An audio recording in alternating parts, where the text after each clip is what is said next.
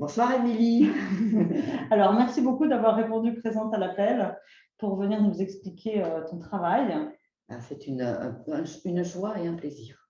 Alors, écoute, on va essayer de te présenter un petit peu aux personnes qui nous regardent. Et donc, toi, l'énéagramme, tu l'as abordé d'une manière très, très particulière, puisque toi, au départ, tu es danseuse. Oui, et je l'ai abordé à la fois par le corps, mais aussi avec la présence d'une personne qui était donc consultante et qui m'a ouvert le chemin. Voilà. Donc, on est venu vers toi, l'énéagramme est venu vers toi. L'énéagramme est venu vers moi, absolument. J'avais au départ une sorte de timidité par rapport à ça, de réserve, on va dire. Est-ce que tu le connaissais déjà? Je le connaissais un petit peu, j'avais un petit peu de réserve, parce que de l'extérieur, je trouvais qu'on pouvait mettre les gens dans des catégories et se sentir un peu gêné aux entournures, ce que je déteste, puisque je danse et que j'aime bouger. Mais j'ai tout de suite compris que ce n'était pas du tout ça. Que ça, au contraire, il y avait une dimension de profondeur, de largeur, de hauteur assez exceptionnelle. Donc, quelle a été la proposition de cette personne qui est venue te voir? Alors, la proposition, ça a été que nous co-animions des ateliers où l'énéagramme serait, les bases seraient vécues dans le corps par du mouvement de la danse, de la musique. Et donc, comment ça a débuté? Parce que... Oui, ça a débuté que je me suis donc jetée à l'eau. J'ai utilisé des chorégraphies déjà existantes, soit j'ai utilisé des patrimoines du monde entier, soit déjà des chorégraphies de collègues. Enfin, je n'avais pas encore imaginé que je pouvais moi-même les créer. Je ne les connaissais pas assez. Je n'avais pas touché vraiment l'essentiel. Et ensuite, je les ai créés. Et comment s'est fait le déclic entre les deux? Entre des chorégraphies déjà existantes et puis avoir cette idée de dire mais je vais les créer moi-même. Parce que ça a très très bien marché. Ça a très bien marché, mais ça ne venait pas complètement de moi, au sens où j'ai pu sentir, pendant qu'on le vivait avec les participants, que moi j'aurais fait peut-être quelque chose d'un petit peu plus précis ou un petit peu plus. Enfin bref, il y avait ma sensibilité qui entrait en jeu et qui pouvait donner finalement des chorégraphies plus précises encore. Vraiment totalement destinées aux propos. Et alors, je vais poser une question parce que vous allez, tout à l'heure, on va découvrir le travail de Geneviève, on va découvrir... alors, est-ce que ce sont des danses? Est-ce que ce sont des méditations? Quel mot mettre dessus? Toi, quel mot tu mets dessus? Méditation dansée. Voilà. Je crois que ça parle maintenant, ça. On n'est plus dans le réflexe de faire de la danse, qui serait tout à fait à côté de la plaque, ou bien une méditation où on reste sans bouger. Non, pas du tout.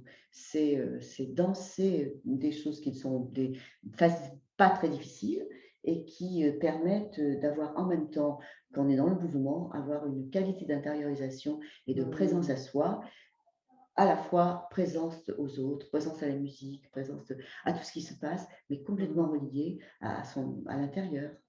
Alors, je posais beaucoup de questions. Donc, quand est-ce que ça a commencé, ça? Quelle est la genèse? La genèse. Alors, ça a commencé, nous sommes rencontrés avec Bénédicte de Navassel en 2003, et nous avons commencé en 2003. Et c'est vrai que ça a très, très bien marché, ça a très bien... Enfin, il y a quelque chose qui a Quand tu dis ça a très bien marché, qu'est-ce que ça veut dire au niveau corporel? Ça veut dire que ça correspondait bien. Ça veut dire que ça collait, quoi. C'était pas quelque chose que... C'était vraiment on était dans une évidence. C'est incarné. Oui, c'était incarné dans une évidence. Évidence. Voilà, danse. Et puis, elle m'a demandé, parce que je n'en étais pas encore... Enfin, c'est elle qui m'a poussé, enfin, pas poussé, parce que je n'ai pas eu besoin de pousser, qui m'a dit, mais écoute, je crois que ce serait bien si c'est toi qui les faisais. Ce serait encore plus juste. Ça viendrait de quelque chose d'encore plus juste. Donc ensuite, ça a été un travail à deux, Alors, pour la chorégraphie, non. J'ai sélectionné, j'ai pris les musiques de Gurdjieff, parce que je n'avais pas du tout envie de m'éloigner de l'enseignement de Gurdjieff, que je connaissais un petit peu, modestement, mais enfin suffisamment pour travailler avec. Des danses de Gurdjieff, que je connaissais aussi. pareil, pas beaucoup, mais enfin, j'avais touché Hmm. l'essentiel ou l'essence de ce travail. D'accord. Et je n'avais pas envie de m'éloigner de ce qu'il avait, de ce qu'il proposait, c'est-à-dire vraiment les trois niveaux, euh, physique, émotionnel et puis mental. Mais moi, j'ajoutais artistique et spirituel, bien entendu, puisque c'était ma fonction aussi. Hmm. Et c'est comme ça que j'ai pu exprimer euh, chaque base à travers du mouvement, à travers l'espace, à travers la musique, à travers la géométrie dans l'espace de tout le groupe, Hmm. et qui était vraiment, qui illustrait, enfin c'est plus qu'illustrer, qui faisait vivre Hmm. vraiment la base. Voilà. Et comment tu as vécu? Donc, ça a été presque comme une grossesse, non? Parce que tu as mis 9 mois. Ça a duré 9 mois, alors donc j'ai écouté toutes les musiques de Gurdjieff, puisque je parlais de lui, Hmm. euh, au piano par Alain Krempsky, qui est quand même, qui était, puisqu'il est décédé, qui était le grand interprète de Gurdjieff. Et j'en ai écouté, je crois qu'il y avait 12 CD à l'époque, et j'en ai écouté, comme je les écoutais, et au bout de 9 mois, j'avais créé les 9 chorégraphies. Alors, j'écoutais beaucoup la musique, je visualisais, enfin, c'était surtout à l'intérieur de moi, je les voyais, et, et ensuite, je mettais la musique et je les faisais, je faisais ce que j'avais vu à l'intérieur de moi, et je voyais que dans l'ensemble, je n'ai pas touché beaucoup de choses. J'ai effectivement fait des liens, j'ai un peu peaufiné, évidemment, hein, parce qu'il y a toute la technique qui se met là-dessus. Voilà. Et, Est-ce que tu les as créés dans l'ordre? pas du tout. Bien sûr, pas du tout. Non, non. Là, vraiment, c'est pas possible. Est-ce qu'il y en a une qui t'a posé plus de difficultés que d'autres? Qui t'a moins inspiré ou qui était où tu t'es trouvé moins juste à un moment donné? Est-ce qu'il y en a Je suis en une? train de réfléchir. Euh, non, c'était vraiment non. Je ne peux pas dire que c'était chaque fois un élan qui me faisait chorégraphier une musique, mais je ne savais pas a priori quelle base c'était. Donc, c'est après, quand je la dansais, que je me disais, mais oui, mais c'est bien sûr, c'est celle-là, c'est cette base. Donc, non, je ne peux pas dire. C'est comme un jeu de Voilà, devinette entre. oui, c'est ça. C'est vraiment un chemin d'aventure, de découverte essentiellement. Et non, non, j'ai pas eu de difficulté. Et c'était évident quand je la vivais après, que je la redansais, que les choses se mettaient bien en place, que tout de suite, eh bien oui, c'était la base 1, c'était la base 2, etc. Et comment ça s'est passé la première fois que donc, des personnes ont testé, que vous avez formé un groupe pour les réaliser avec l'énergie du groupe? Alors, c'était sur une semaine, dans un endroit merveilleux en Ardèche, dans un endroit absolument de stage extraordinaire en Ardèche, une salle magnifique, 200 mètres carrés en bois, super vue de la forêt, et on était au moins 30. Et c'était passionnant parce que Bénédicte avait donc pris la partie théorique, entre guillemets, si on peut dire. Et donc, elle a amené les personnes à cheminer et à découvrir la base dont dont ils pouvaient être, ou pas d'ailleurs. Et puis ensuite, on expérimentait par le mouvement la danse. Voilà, donc ça faisait quelque chose de complet, une progression et une pédagogie complète, une progression. Ça faisait vraiment un tout où rien n'était laissé de côté. Et donc tout le monde passait. Ah oui, tout le monde passait. Les méditations dansaient. Absolument. Pour sentir dans son corps les résonances. Voilà. Et pendant qu'on dansait une fois, généralement c'est 3 fois, et après je demande aux personnes, bon alors qu'est-ce que vous avez ressenti, voilà, vous vous sentez, parlez de vos sensations, parlez de vos impressions, et puis intuitivement, répondez intuitivement. Il y a à la fois, vous pouvez analyser les mouvements, mais aussi c'est très important, votre intuition et votre spontanéité à répondre en lien avec votre ressenti. Donc les gens répondaient, c'était extraordinaire parce que pour la 3, on l'a dansé 3 fois évidemment, toujours pareil. Ma pédagogie, c'est une pédagogie de découverte, donc je ne dis rien, les personnes me suivent, Donc, puis une deuxième fois, je donne quelques éléments, les personnes suivent. La troisième fois, je travaille les pas, je travaille l'espace, je travaille les mouvements et les personnes entrent avec moi. Donc, ils n'ont aucun élément pour savoir ce qui c'est. Et je fais le tour toujours, qu'est-ce que vous avez ressenti, etc. Et puis, vous pourriez la mettre dans. Ça serait quelle base? Et il y en a une qui a dit, c'est le 3. Et ça, c'est sûr, mais avec une spontanéité. Et elle me dit, parce que je suis 3, enfin, j'ai compris que j'étais 3. Et qu'est-ce que j'étais bien dans cette danse? Qu'est-ce que ça m'a convenu? C'était vraiment moi-même. Voilà. Un C'est exemple. magique quand ça C'est se super. passe comme ça. C'est super. Et donc après, tu l'as aussi utilisé pour tes danseurs parce que tu es aussi professeur de danse et donc, Voilà. donc ça a été au service de l'énéagramme et des formations énéagramme, mais aussi au Et au service des service, danseurs. oui, tout à fait, parce que je l'enseigne au moins une fois ou deux par an, et à des personnes qui sont bon, intéressées par l'énéagramme, bien sûr, mais qui sont intéressées, je dirais, par ce chemin de connaissance de soi, par le corps, la musique, le mouvement. Voilà, aussi, c'est largement, largement. Et puis, c'est quand même une pédagogie qui s'adresse donc aux 3 niveaux dont on parle dans l'énéagramme, mais moi j'ajoute 2 niveaux supplémentaires, c'est-à-dire l'artistique et le spirituel. Et ça, je dirais, c'est au-delà du mental encore, c'est une 4e et 5e étape, on va dire. Et ça, les gens, j'ai des personnes qui venaient, art thérapeutes, enfin, des médecins, des gens soignants, on va dire, vraiment... toutes les personnes qui avaient envie de partager ce chemin de connaissance de soi et ce chemin de vie, parce que c'est un vrai chemin de vie. Et comment dire? Donc, les danseurs, à proprement parler, quel retour tu avais? Puisque eux, est-ce qu'ils étaient dans une recherche de base ou est-ce qu'ils savaient à l'avance ce qu'ils allaient danser? Ils savaient ce qu'ils allaient danser. Ah. Ils savaient ce qu'ils allaient danser, soit ils connaissaient l'énéagramme, soit ils ne connaissaient pas. Mais ça n'avait aucune importance parce que on s'est bien rendu compte dans ce travail que les personnes qui ne savaient rien avaient une sorte de virginité intérieure qui faisait que il y avait un ressenti, mais d'une netteté extraordinaire. Et il y avait rien qui se mettait entre eux et ce qu'ils pouvaient découvrir. Oui, tout à fait.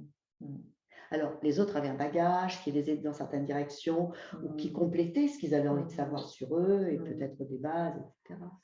Et puis, bon, quand même, il y a des personnes qui avaient envie de l'utiliser pour leur propre groupe de danse, puisque dans mes élèves, j'ai déjà des gens qui enseignent, qui professent. Donc, c'est des danses qui sont parties au Portugal, en Italie, et qui ont en peut-être Suisse. évolué d'ailleurs, et qui ont peut-être Ah, mais certainement, certainement.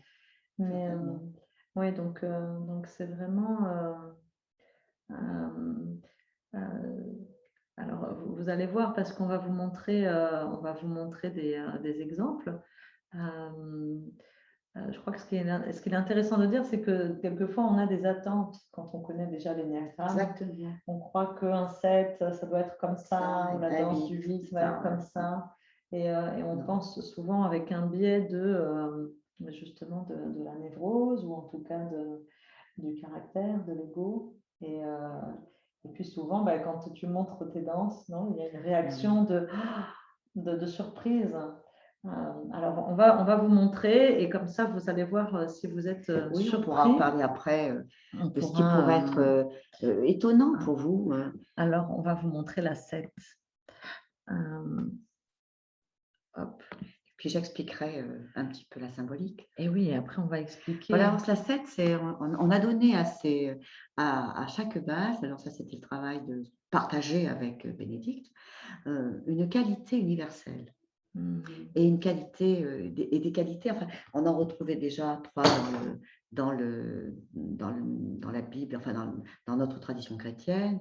On pouvait les trouver aussi dans les traditions hindouistes et d'Asie, parce que Extrême-Orient, parce que je les connaissais, je pouvais savoir quelles y étaient. La joie, c'est Ananda, c'est le fondement de toutes ces traditions. Et voilà, donc, et en plus, on a donné un titre, un sous-titre, l'insoutenable légèreté de l'être, parce qu'on trouvait que c'était vraiment ça le 7. Et puis, oui, on va vous montrer. il y avait une phrase que je dirai après. Je la dirai après Ouais. peut-être, hein? Ouais, D'accord. d'accord. Et une phrase qui nous semblait résumer finalement l'état d'âme, puisque j'ose parler de l'âme et de l'être, parce que c'est ça. Moi, quand j'ai fait ces danses, je me suis créé ces danses, je me suis adressée à l'être et à l'âme qu'il y a dans un corps vivant. Et, euh, et comme ça, je suis sûre qu'on touche les sens. Ouais. Et quand on touche les sens, on est dans la transformation. Alors, on va vous La guérison et la montrer, transformation. on va vous montrer le 7.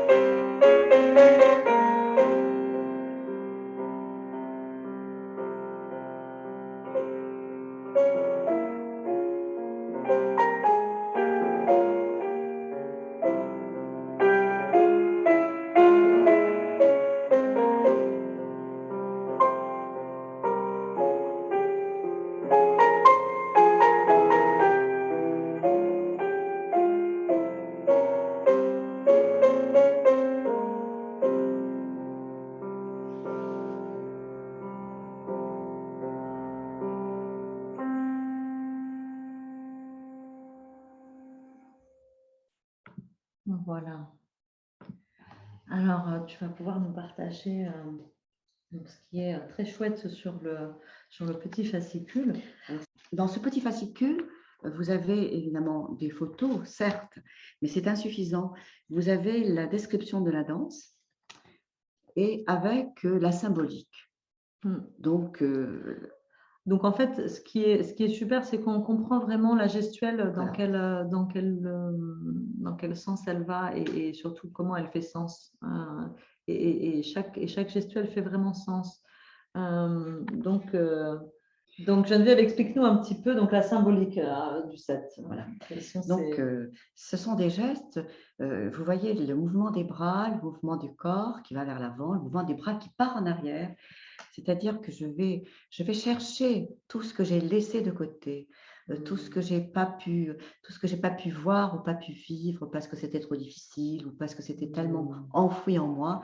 Je vais les chercher et je vais vraiment les prendre dans mes bras avec tendresse, avec amour, parce que en fait c'est ma souffrance que je vais chercher quelque part. Et puis je vais les mettre vraiment devant mon cœur. Il y a une reconnaissance de la souffrance par le cœur, pas par uniquement le mental, par le cœur, parce que le cœur est plein de compassion. Et ça va agir. Et puis, je vais l'amener vers le cœur.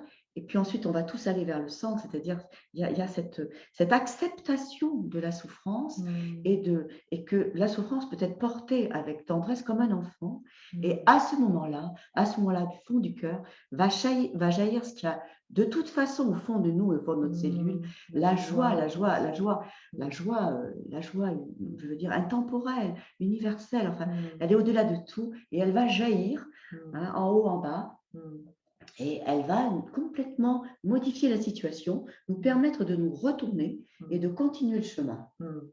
Moi, je trouve ça magique. En tout cas, j'ai beaucoup d'amis proches 7 et ça me touche pour eux.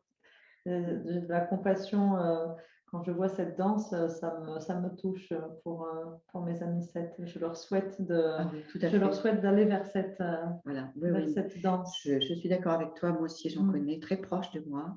Et je vois à quel point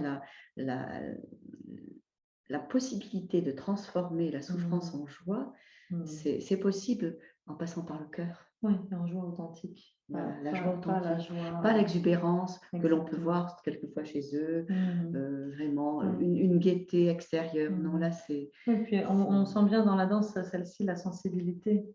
Tout à fait. Et là, ça m'a rappelé une phrase du dialogue avec l'ange, justement, que c'est une question que Kida pose à l'ange, la personne, et je voudrais vraiment... Oui, c'est ça, elle lui dit, mais tu as été conçu dans la joie au commencement du monde. Voilà, c'est revenir à l'origine et se reconnecter à cette joie. Cette joie, elle est dans la partie de nous.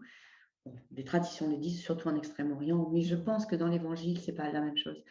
On dit que cette joie, elle est dans la partie de notre corps inviolable. Voilà. Donc, la trouver, la faire exister, ça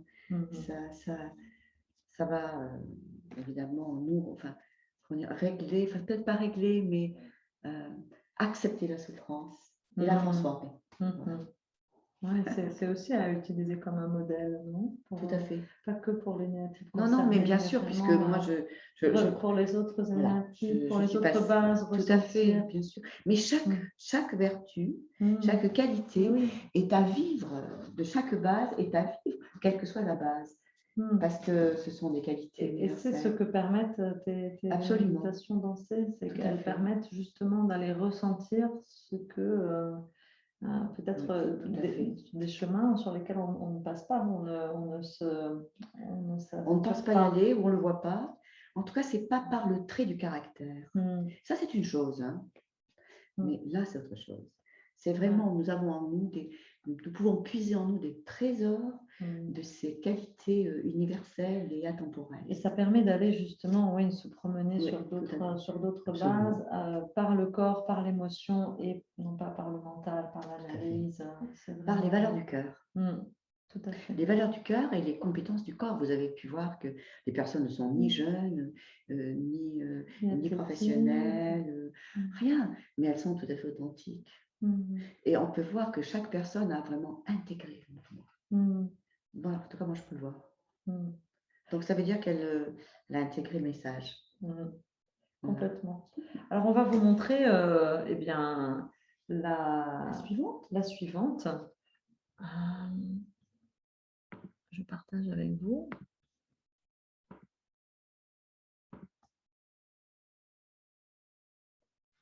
Voilà, l'innocence. Est-ce que tu veux que je stoppe pour que tu expliques un petit peu? Nous avons choisi le mot, cette qualité, innocence, mais innocence au sens, je dirais, virginal, mais tout à fait au sens de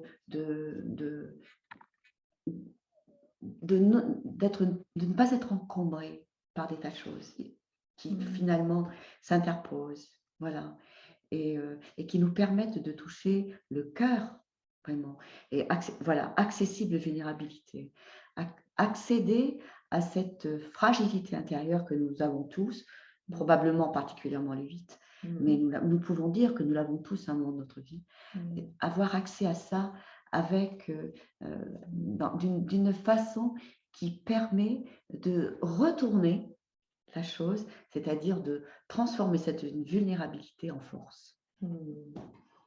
Alors, vous allez voir la vulnérabilité.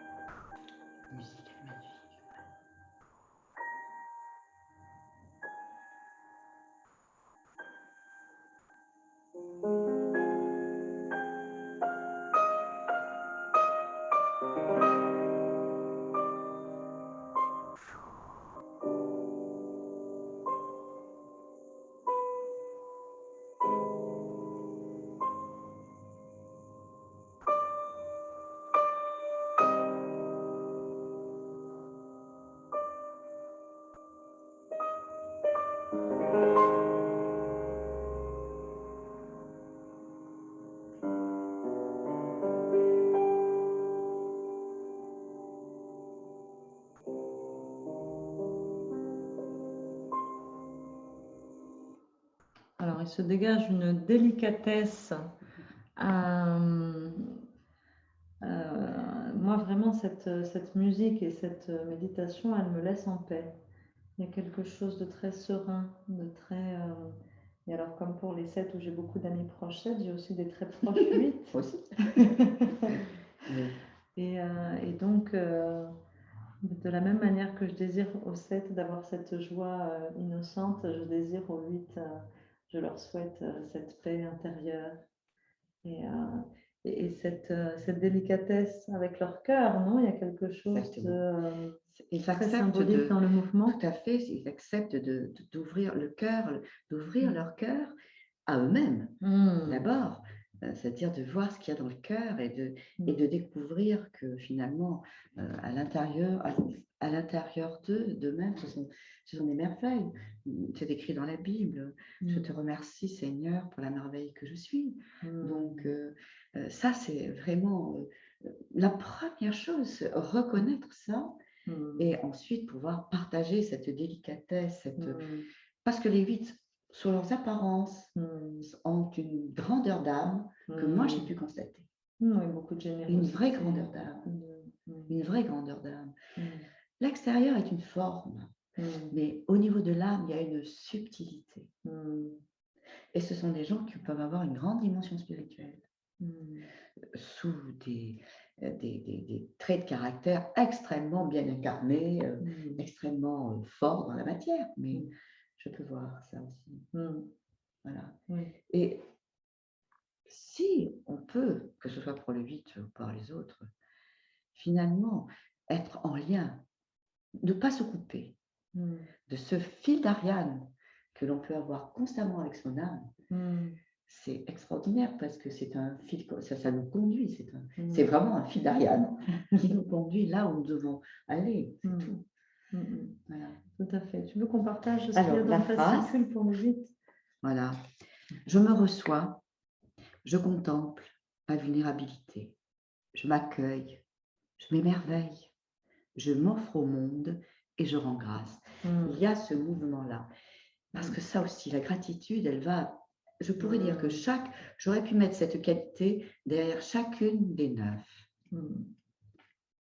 À l'instant où on est en gratitude, où nous nous sentons en gratitude, tout s'efface. Des choses lourdes, la souffrance, enfin tout ça. Et j'aime beaucoup la lenteur aussi qu'il y a dans cette... Oui. C'est ça qui donne la sérénité. Et quelle est cette phrase? Tu peux la dire? Si je te bénis, mon Créateur, pour la merveille que je suis. Tout à fait. Donc, et aussi cette phrase, c'est attendre. Non, pour un 8, attendre. Attendre, c'est ça. Absolument, attendre. Mais qu'est-ce que ça veut dire attendre?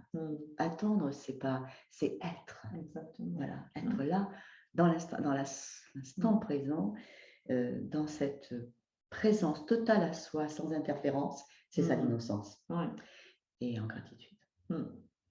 Ouais, c'est une très belle méditation qui surprend pour les qui surprend quand oui. Mais bon, certainement qui soigne beaucoup, certainement. Je suis sûre que un 8 qui peut faire ce chemin est un 8 qui est, à mon avis, qui peut laisser vivre tous ses potentiels. Oui, tout à fait. Sans peur, sans rien. Bon. Est-ce qu'on leur montre le 9? Écoute, oui, si on a le temps, ça serait bien. Oui. On va vous montrer la suivante. Alors, je voudrais redire que c'est le fruit de travail de 2 jours. Pendant 2 jours, ces personnes ont intégré 9 chorégraphies avec tout l'enseignement avec. Donc, vous pouvez voir quelquefois que c'est peut-être pas tout à fait parfait, c'est pas exactement sur le bon temps, etc. Mais tout ça, même pour moi, parce que il y avait aussi une telle concentration. Mais au contraire, c'est, entre guillemets, petites erreurs sont absolument, je dirais, le reflet de quelque chose d'authentique. C'est-à-dire que c'est pas on a dansé, on a trouvé, tout est bien. Non, le chemin est jalonné de découvertes qui se font pas à pas et quelquefois elles nous amènent un petit peu en dehors de la musique, un petit peu on y revient, etc.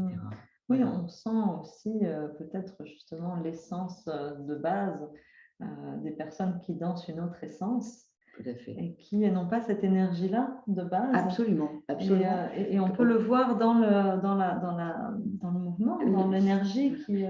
Que le corps cherche. Tout à fait. Voilà. Alors, voilà pour le 9. Est-ce que tu veux dire quelques commentaires sur Alors l'amour? voilà, donc le 9, évidemment, c'était le mot amour qui nous est venu parce que ça semble tellement couler de source avec, je dirais, les facultés de cette base. Et matrice et matrice. Alors voilà. En fait, ça nous a beaucoup fait penser au travail d'individuation que propose Jung. C'est-à-dire sortir finalement de la matrice originelle pour aller être soi-même une matrice et fonder et créer d'autres matrices qui elles-mêmes deviendront des matrices.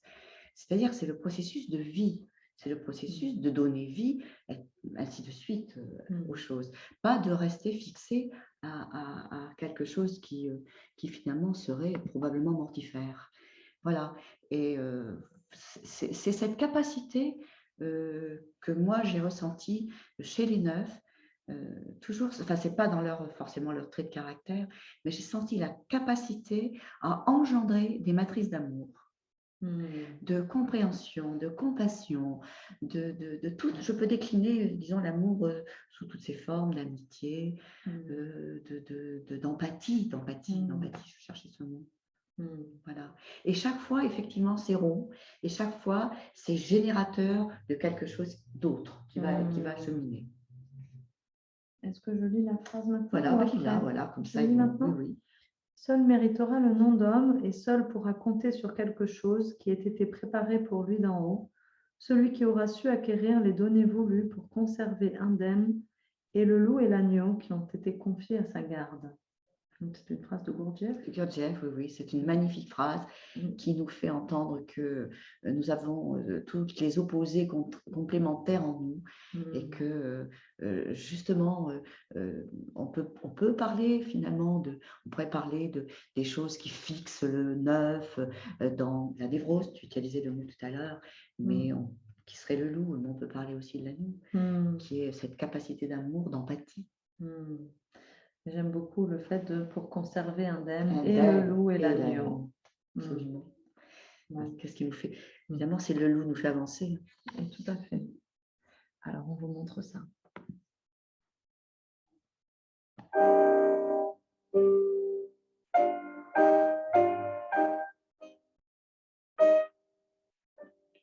Alors, on sent bien que ça se met en route. C'est pas évident parce que la grande matrice, là, elle est pas évidente. Parce qu'elle est d'une certaine façon rassurante, mais aussi contraignante.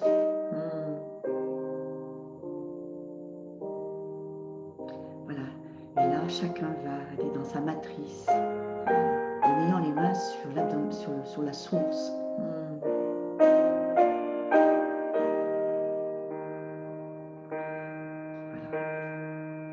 La source va s'offrir en calice, en coupe, où chacun représente son propre calice. Et là, par l'orientation, tous ensemble, nous formons un calice ou une coupe. Et là, on revient à la matrice, mais là, vous remarquez qu'elle n'est pas fermée. Personne ne se donne la main, on ne se touche pas.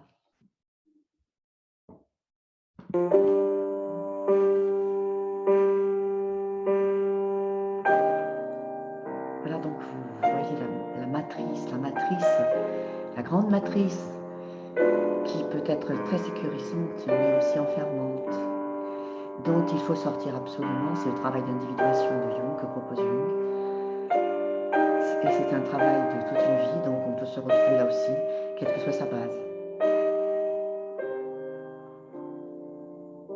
Voilà, donc là, chacun maintenant est dans sa propre histoire, dans sa propre matrice, les mains sur la source et les bras qui vont petit à petit se placer en coupe, en calice.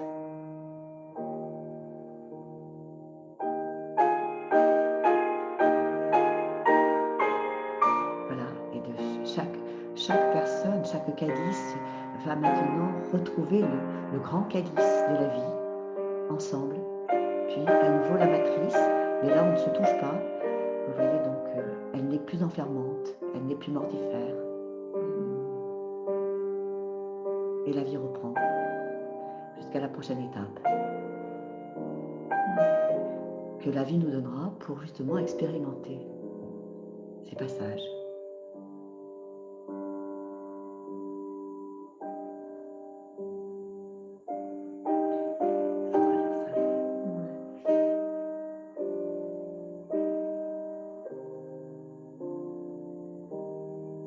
Elle est lente, elle demande du temps, il y a un chemin à parcourir avant d'être soi.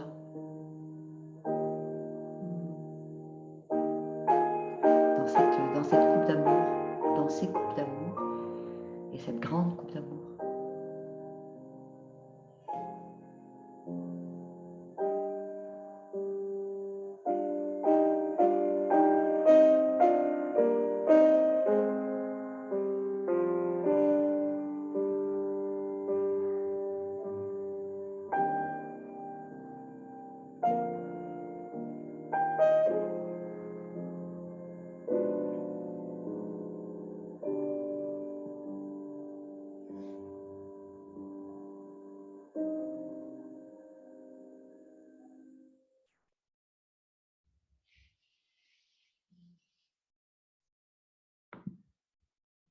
Voilà pour le 9. Alors, on va vous lire la petite phrase. Tu veux le lire? Tu me dis? Je suis fondue dans la matrice universelle. Je m'en nourris. J'y puise ma force et je m'en sépare pour devenir matrice à mon tour. Oui, c'est la séparation. Oui, et puis le continuum de la vie, oui. Voilà. Il y a les hésitations aussi, non? Il y a les petits pas. Les petits pas. Il y a cette lenteur, cette peut-être pas difficulté, mais le temps qu'il faut prendre pour sortir. Parce que on voit bien que je pense que c'est un des traits de la personnalité du 9. Prendre le temps pour faire advenir certaines choses. Donc ça, et puis il n'y a rien de spécial à faire. Justement, je ne désirais pas faire quelque chose. Il fallait que l'on se rende compte qu'il n'y avait que le temps qui comptait avant de se retrouver dans sa source, dans sa propre matrice. Oui, d'ailleurs, il est écrit le temps de gestation. Voilà, le temps de gestation. Oui, tout à fait. Donc voilà, donc vous avez vu 3 exemples. On aimerait bien les avoir tous, mais donc il faut aller en stage avec Geneviève pour découvrir et pour sentir ça dans son corps. Je crois que c'est une opportunité inouïe d'aller vraiment le vivre, d'aller le ressentir. Oui, d'autant que vous avez pu observer que ce n'est pas compliqué ni difficile. Enfin, justement, dans la mesure où c'est une méditation dansée, elle a les gestes essentiels et signifiants que n'importe qui sur la planète peut comprendre et faire, et réaliser. Et certaines personnes demandaient si ça valait le coup de le faire tout seul, chez soi. Oui, moi je vous laisse libre. Enfin, je pense que c'est important que vous suiviez votre intuition. Donc, si vous mettez la musique, vous avez la vidéo, pourquoi pas? Bon, et puis si à un moment donné, vous dites, non, franchement, ça serait mieux que j'aille apprendre et puis que je sois avec un groupe, parce qu'il y a quand même l'énergie du groupe et l'effet du groupe, l'effet groupe, vous viendrez. Moi, Donc, quand sont les prochains stages? Alors, le prochain stage, c'est un week-end à Paris. Le dernier week-end du mois de janvier, enfin le dernier avant-hier, parce que je crois que le dernier est à cheval sur février. Donc, c'est je crois 23 et 24 janvier à Paris. Donc, en espérant que les problèmes soient un petit peu résolus. Et sinon, 2 dimanches à Bordeaux. Le vrai premier dimanche de février et le premier dimanche du mois de mai. Voilà. Donc, ce sera pour cette année. Ça, c'est comme ça. Et donc, il y a une 10e danse dont on peut peut-être peut-être leur parler aussi. Oui, il y a une 10e danse qui est venue après et qui est le chemin, je dirais le chemin voilà, Gurdjieff écrivait une phrase, enfin, moi qui m'a tout de suite parlé, parce que évidemment quand on danse, on est dans le mouvement. L'énéagramme, pour être compris, doit être pensé comme étant en mouvement. Donc là, ce n'est pas une base qui est en mouvement, c'est l'ensemble.